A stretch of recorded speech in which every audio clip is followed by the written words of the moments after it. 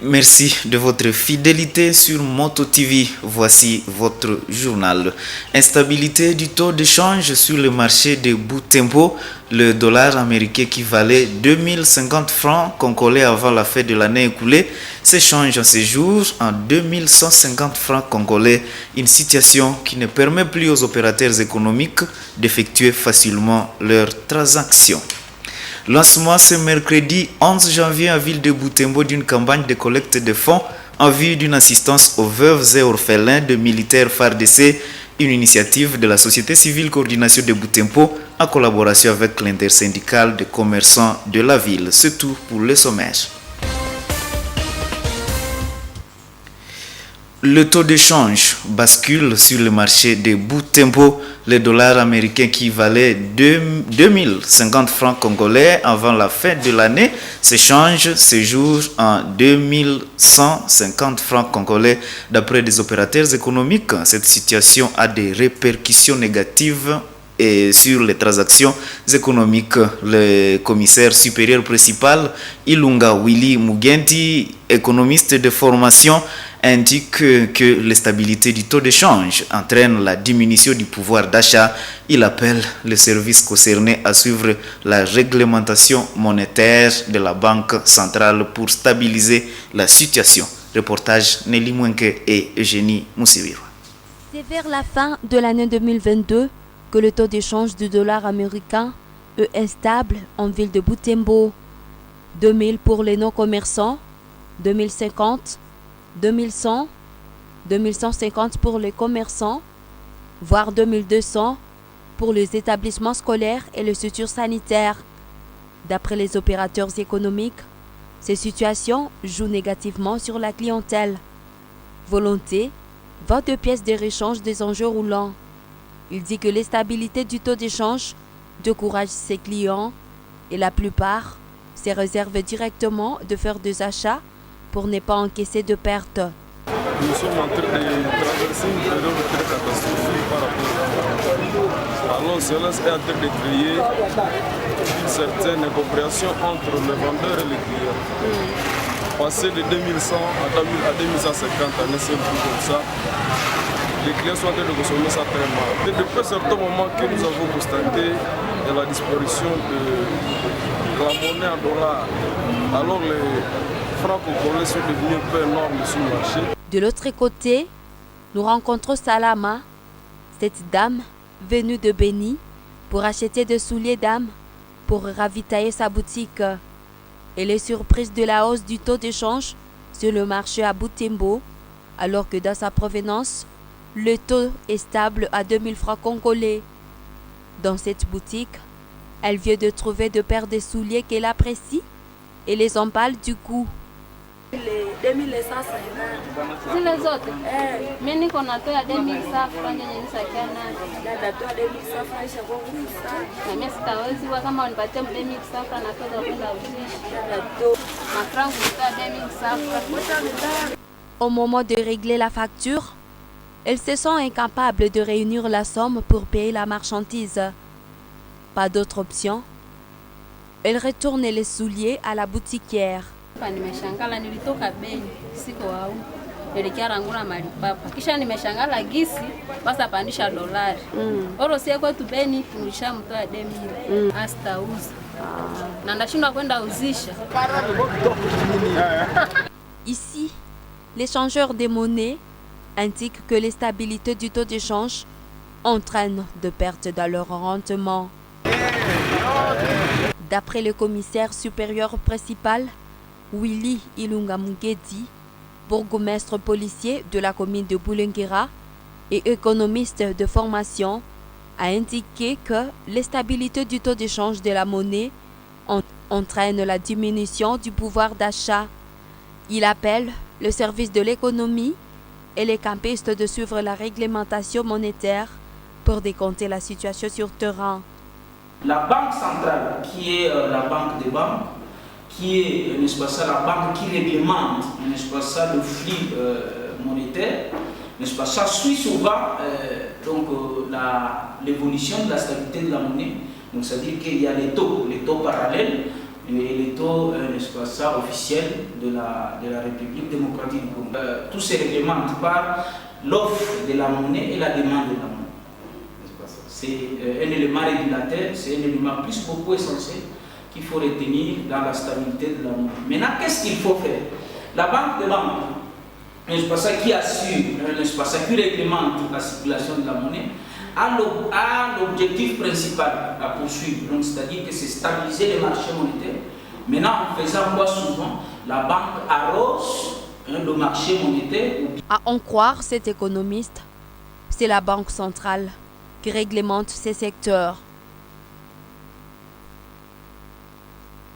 Et les acteurs de la société civile Coordination de Butembo, en collaboration avec l'intersyndicale des commerçants de la ville, viennent de lancer une campagne de collecte de biens auprès de la population de Butembo en vue d'une assistance aux veuves et orphelins de militaires forces armées de la République démocratique du Congo qui vivent en territoire de Beni et de Lubero et en ville de Butembo et Beni. Ceci rentre dans le cadre de renforcement du mariage civilo-militaire, ont-ils indiqué. Reportage Luciana Moussiviroa et Mouamini Vihamba.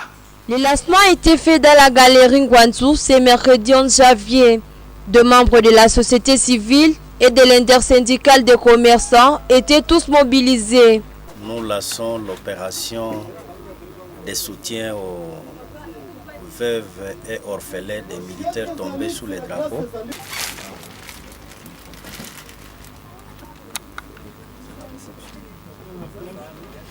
L'opération de collecte a été sur les champs dans cette même galerie. Tunaomba watu wote kwa kujitahidi kwa kutayarisha msaada kusudi tuende kuasiste wale wanaoteseka kwa mambo ya vita.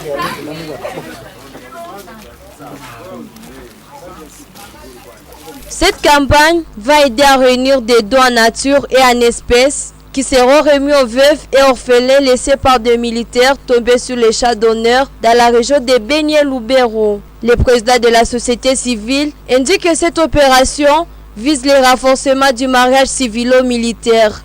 Il appelle la population à se mobiliser pour la réussite de cette opération. C'est pour cimenter notre relation civilo-militaire que nous sommes en train de vouloir soutenir ces bien-aimés qui sont tombés sous les drapeaux. Et nous pensons qu'à travers ces actions, ils comprendront que la population est derrière le FARDC.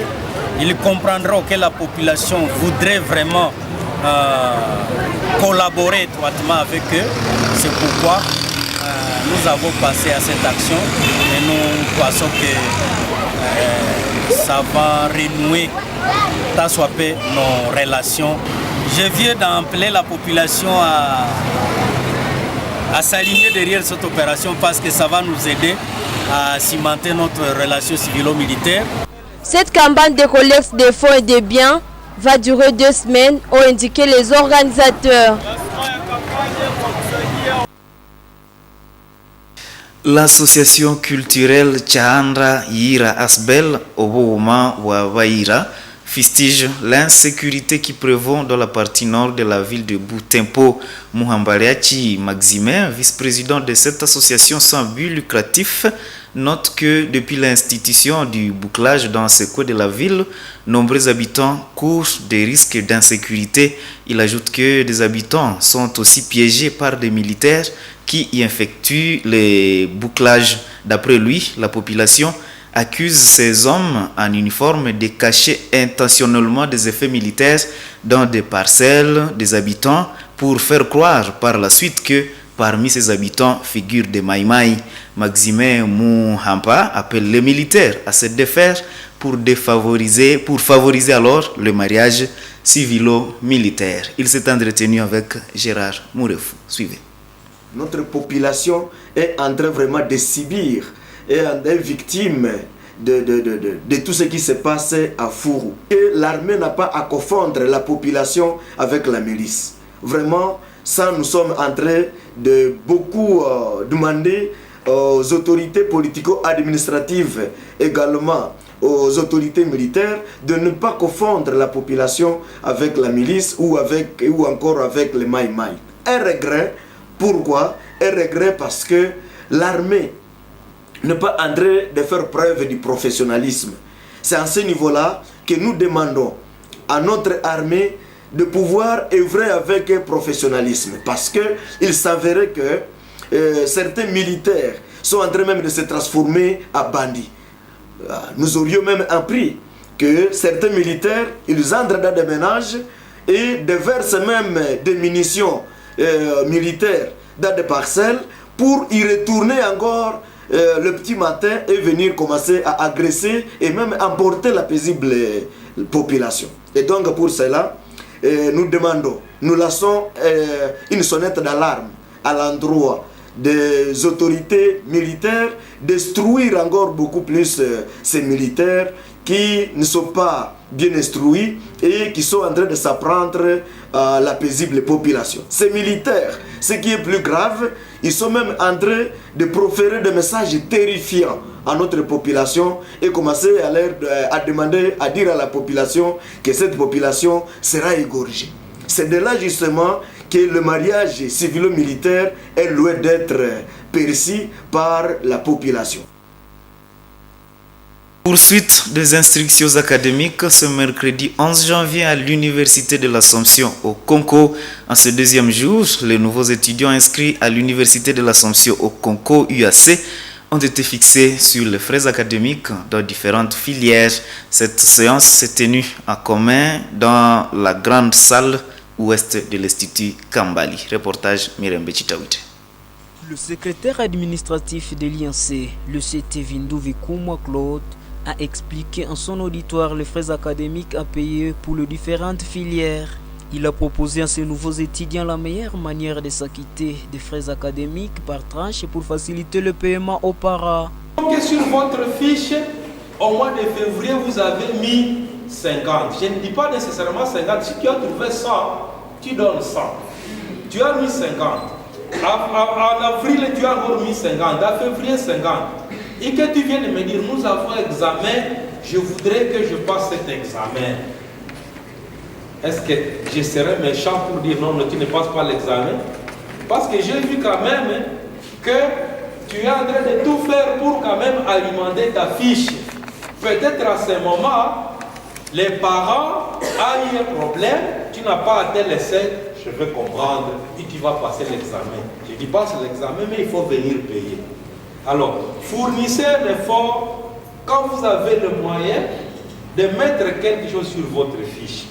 Dans la deuxième partie de la séance, le père aumônier de l'INC a demandé aux nouveaux étudiants de lutter contre les antivaleurs dans cette institution chrétienne en se comportant avec dignité. Comme nous sommes déjà dans une famille, nous sommes déjà venus inscrits dans une famille de l'Assomption, nous devons nous comporter selon ces exigences qui sont données par cette famille. Je sais que tout le monde dans sa famille, il y a quand même les règles qu'il faut respecter. Il y a certaines règles que nous devons respecter et au nom de l'aumônerie, nous cadrons maintenant dans la spiritualité. Vraiment, vous le savez bien, nous avons des activités spirituelles qui accompagnent chaque année.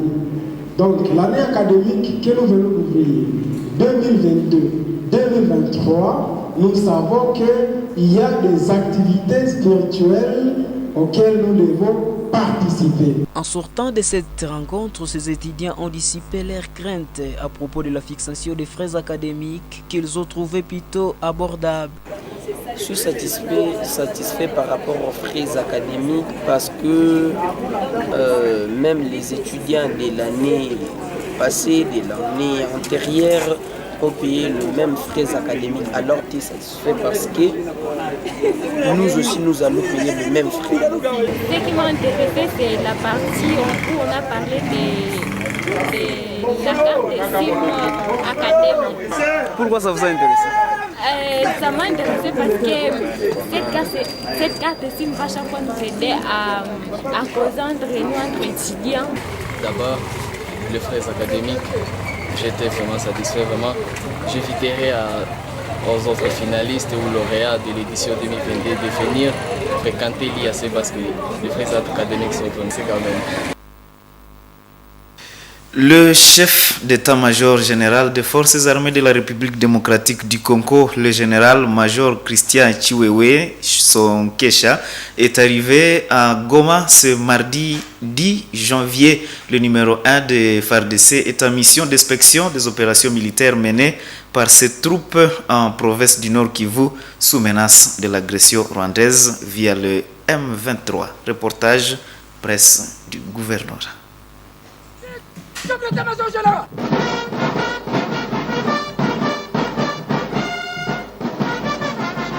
À la tête d'une forte délégation, le chef d'état-major général des forces armées de la République démocratique du Congo est arrivé ce mardi 10 janvier 2023 à Goma, chef-lieu de la province du Nord Kivu, pour une mission de commandement et de contrôle. Le lieutenant-général Chiwewe Sonkesha Christian a été accueilli à sa descente d'avion par le lieutenant-général Ndima Kongwa Constant, gouverneur militaire de la province du Nord Kivu, entouré du commandant de la 3e zone de défense et des membres du comité provincial de sécurité. Aussitôt arrivé, le chef d'état-major général a été convié au briefing de la situation générale, présenté par le lieutenant-général Mbangu Machita Marcel, commandant de la 3e zone de défense au centre de coordination des opérations de la 34e région militaire. Le chef d'état-major général de FARDC a profité de cette occasion pour donner des orientations et transmettre les encouragements et les instructions du président de la République, Félix-Antoine Tshisekedi Tshilombo, commandant suprême de FARDC aux militaires engagés au front. Au gouvernorat de la province, un état de lieu de la situation sécuritaire et des opérations en cours dans les secteurs opérationnels Sukola 1 Grand Nord et Sukola des Nord Kivu lui a été brossé par le lieutenant-général Ndima, gouverneur militaire de la province du Nord Kivu. Pour le chef d'état-major général des forces armées, sa visite s'inscrit dans le cadre du contrôle des unités engagées dans les opérations. Nous avons visite, n'est-ce pas, des unités.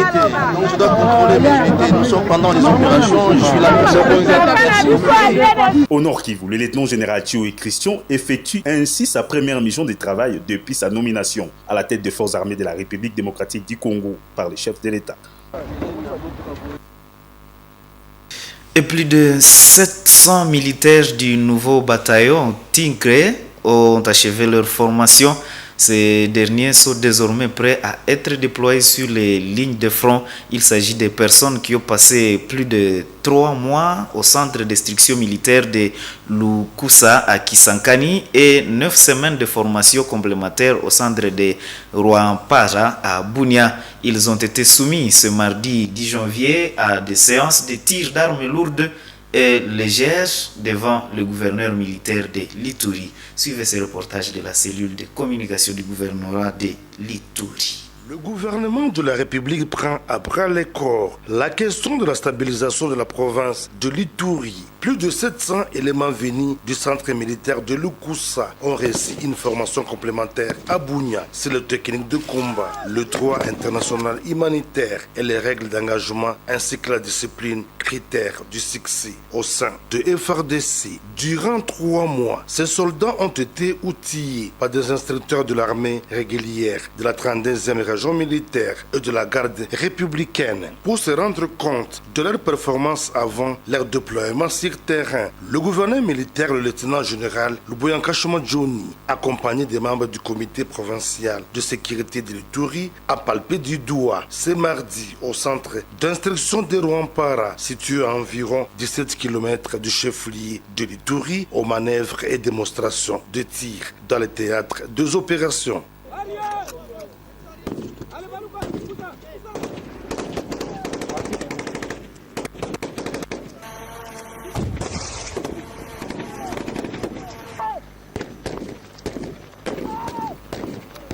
Occasion pour le commandant des opérations militaires à Ituri, le lieutenant-général Luboyanka Johnny, de rappeler aux groupes armés réfractaires au respect de leurs actes d'engagement des processus de paix. Dans les cas contraires, ils seront mis hors d'état de nuire, prévient l'autorité provinciale. Que ce soit les groupes armés locaux ou étrangers, les gens ont signé des actes d'engagement et donc ils doivent respecter ces actes d'engagement-là.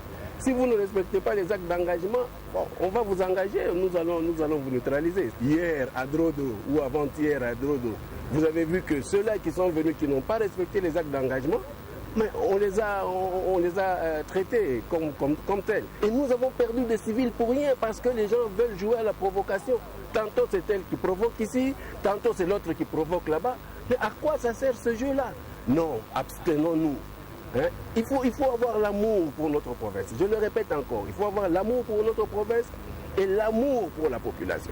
Ça ne sert à rien de jouer au Rambo ici, parce qu'à la fin, ce sont les civils qui tombent sur le champ. Parce que les militaires, vous le savez bien, ils savent comment se protéger. Le déploiement de ces nouveaux bataillons baptisés Tigre vient galvaniser et consolider les objectifs conquis par les forces armées en cette période de l'état de siège, dont la mission première est la restauration de la paix dans tous les coins et recoins de la province de l'Ituri. Tel est le vouloir du président de la République et commandant suprême de FARDC et de la PNC, Félix Antoine Tshisekedi Tshilombo.